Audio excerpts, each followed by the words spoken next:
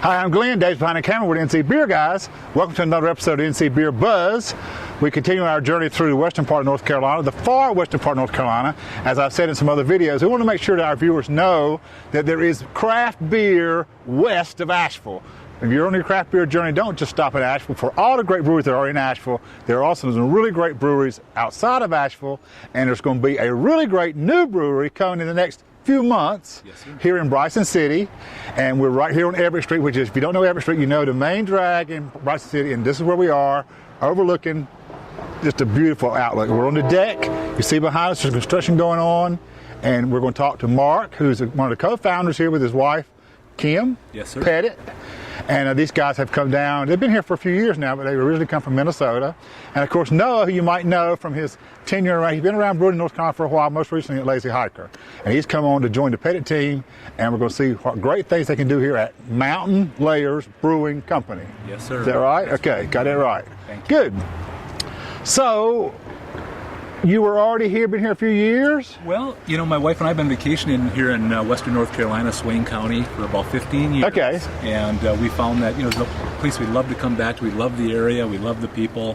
It's been, so shortly after we started coming here, we bought a little cabin in the mountains, and we had this dream of moving here. Mm-hmm. And unfortunately, after 30 years in law enforcement, I was able to take an early retirement. Nice, my good. wife was able to work from home, and so she was mobile. She could go anywhere and work. Yes, sir, exactly. We picked anywhere, but we love Swain County and Bryson City.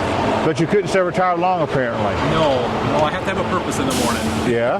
And now, did you always know you wanted to do brewery, or is it one of several options, and this is what it turned out to be? You know, my wife and I, we've always enjoyed interacting with people, and you know, it's been a real inspiration coming down here.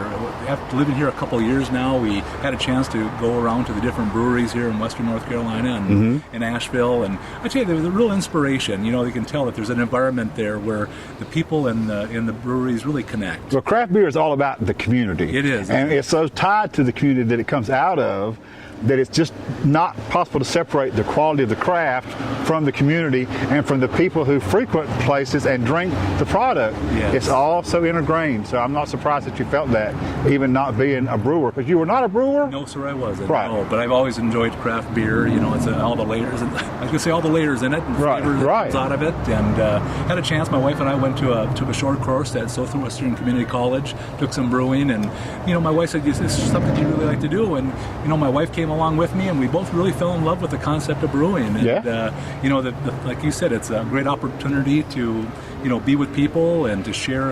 There's no better way to be in a community than be the brewery owner.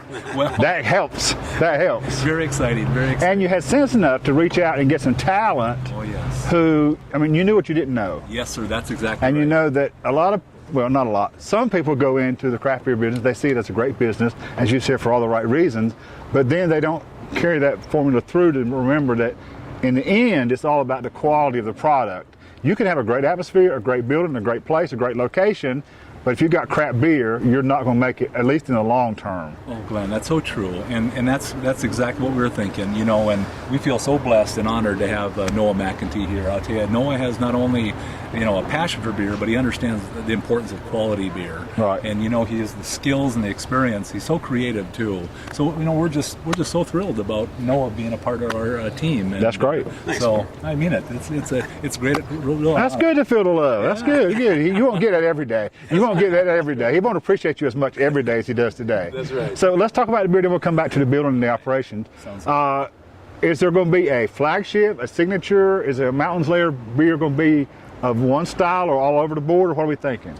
Well, I'll say, since this is Mark's first and my third brewery, I'm eager to not have a flagship right away. Mm-hmm. I'm not looking to drop us into a certain style or a certain way of doing things. If there's one thing I've seen in the market, and I think most craft breweries recognize it, is we're in rotation nation right now. Everybody wants something different all the time. Yeah. And especially as we're new and we're starting out and we're figuring out what works, what's connecting here in this place, in this community, what we really excel at, what we get excited about. We want to keep it open and be able to play around with a little bit of that. Sure. And, there's other breweries in the state already that are kind of going down that same path and really, really pioneering that idea of just exploring and experimenting with a lot of different things. So we're in good company to be doing that. And so you're kind of let the market guide you as to what you come to be in some ways. Yeah, the market in some ways, our own passions in some ways. I mean, finding out what's working and what's not working. We're just kind of stay open. So I won't say we're never going to do a flagship. I'm not looking to avoid it forever. Well, over time there'll be something that people expect to have when they walk in the door, and that will become a flagship, whether it's called that or not. That's right. Because people will demand that you have their favorite beer like all the time. I hope that even before a flagship, people will know that whatever they get here will be good, and they'll find something they like. That's and as long as we can get that early on, that'll buy us time to figure out which exact recipes we want to keep repeating. Sure. So talk about the system. What are we going to be brewing on? It's a 7-barrel system, and I think for the space that we're in, that's going to be the perfect fit to allow us to rotate and put on some different things. We've got, the building physically has got 2 bars on it, so with 12 taps up and 12 taps down, we get to play around a little bit. And a 7-barrel system gets us that flow through to try different things, put them on, and then put something else behind it. Right. So 7-barrel system, starting with about 4 fermenters, and just moving beer through as fast as we can and filling those taps up. So let's talk a little bit about the building that we're coming into. It was an existing building, but we've taken it almost back to the foundation and the walls. Yes, we're so blessed to find this place. This building has a lot of history, a character, and we wanted to keep as much of that as we could. And as I was sharing with you earlier, Glenn, is that we had good bones, and so we kept both the side walls and basically the floor in the basement. But from there, we built basically a new second story, as you can see here, and framed everything out anew, the floor trusses and the ceiling trusses, and we wanted to have, as Noah has kind of alluded to, there was a unique experience for folks to come in and be able to sit at the tap room on the main floor and to be able to look into the brew house and see where the beer is being made. Yeah, for our viewers who we didn't get to that part on camera yet, but what you'll be able to see here is when you come into the downstairs tap room, which is right off the street, accessible right directly from Everett Street, you'll be able to sit down and have a beer from the tap area, right where you can sit across the wall and a barrier, but you'll be able to see Noah and the guys working in the brewery and doing the craft. Yes, sir. And then you can come upstairs to the bigger tap area where there'll be more room and more hanging out, and then also have access to this deck space. How much square footage is this? We have 1,000 square feet of deck. Just deck.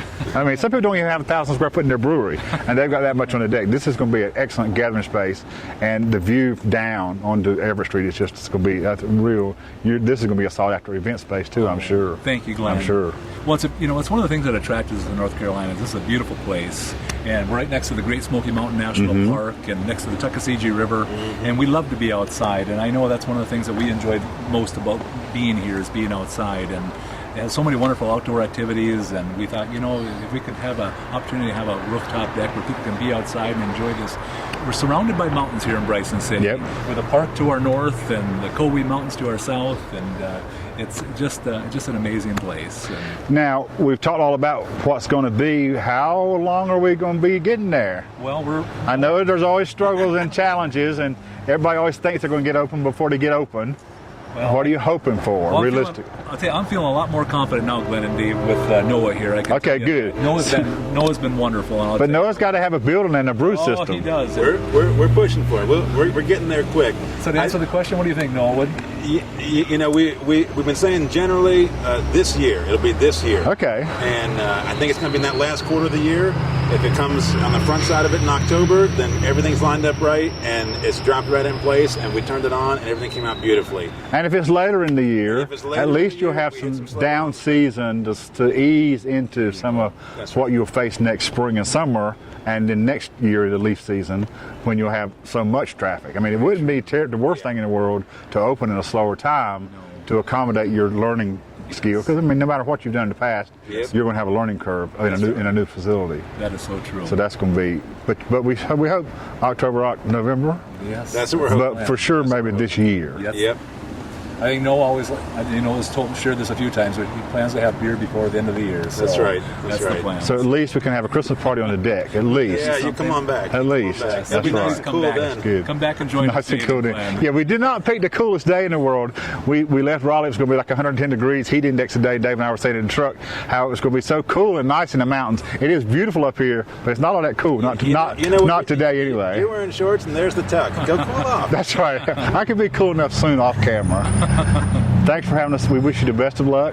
Welcome to North Carolina. Thank you so much, sir. Sure, good luck to you. Thank you, sir. Got a good partner here. This is going to go great. Yeah, I know it. Very fortunate. Until next time, this is Dave and Glenn for the NC Beer Guys, reminding you that when you're in the western part of North Carolina, make sure you step outside of the boundaries of Asheville. Find these other guys who are doing good craft beer work. And when you come to Bryson City, remember to check out not only Nantahala, which is the big dog in Bryson, but these new guys are going to come on strong too at Mountain Layers Brewing Company right here on Everett Street. Until next time, remember, drink local and keep your beer dollars in North Carolina.